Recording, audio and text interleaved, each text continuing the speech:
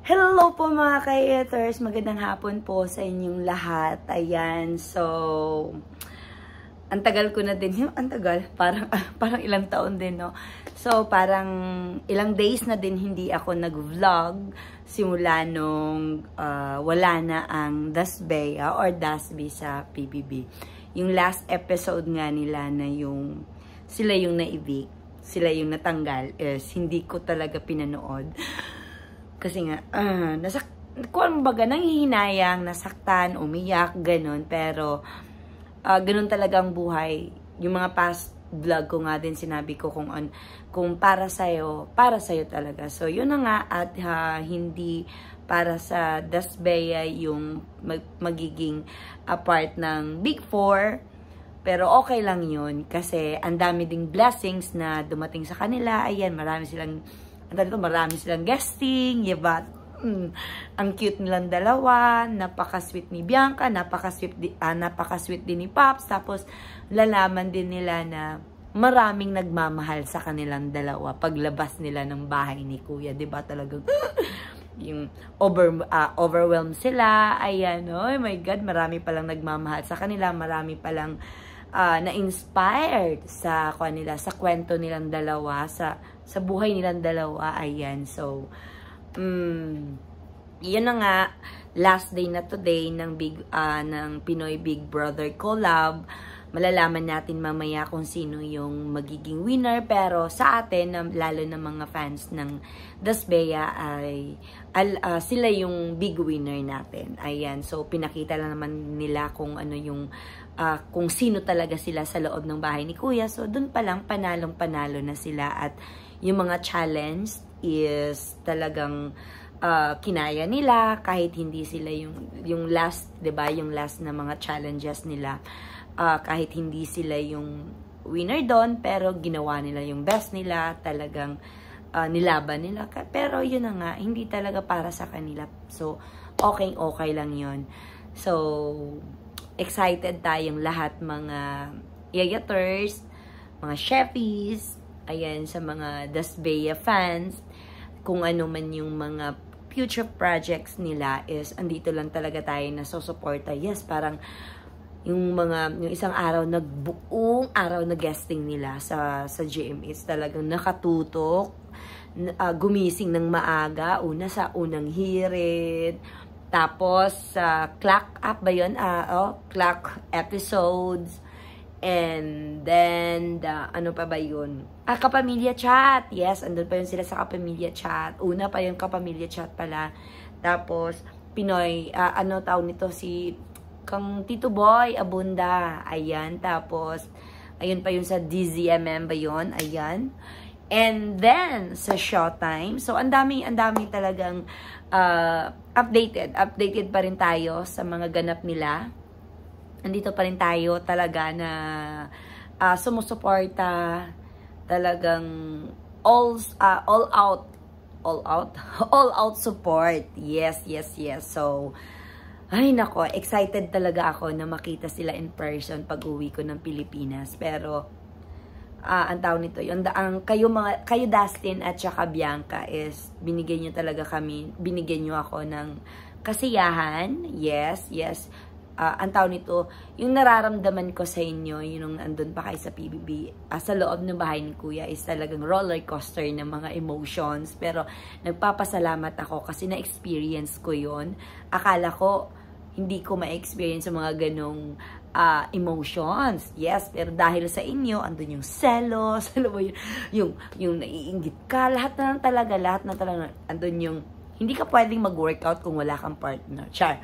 Hindi ka pwedeng, hindi ka pwedeng magkape kung wala ihip ng kape mo. Char. Ang dami, diba? Ang daming nito na.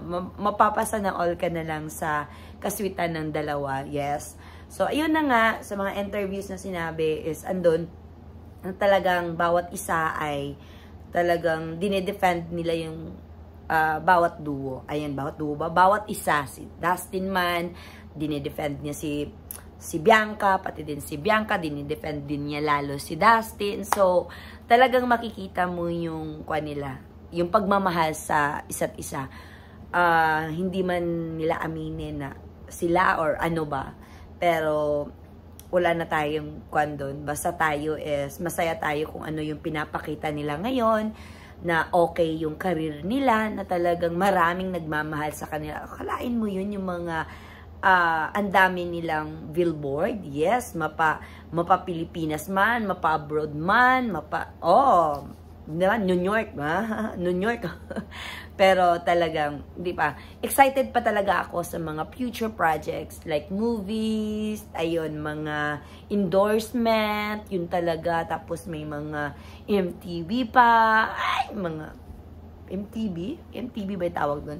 Basta, kung ano man talaga yung mga future projects nila is, andito lang talaga kami, nasusuportahan sila, andito lang din ako, nasusuporta, mag-like, talagang lahat ng social media is andun ako, kasi nanonood ako, or baka may mga makikita ako mga ayuda. Yes, ang dami palang ayuda talaga sa labas, 'di ba? Hindi na tayo maghihintay. Ano, kailan ba mag-open ang LS para naman may ayuda? Pero ngayon is wala talaga.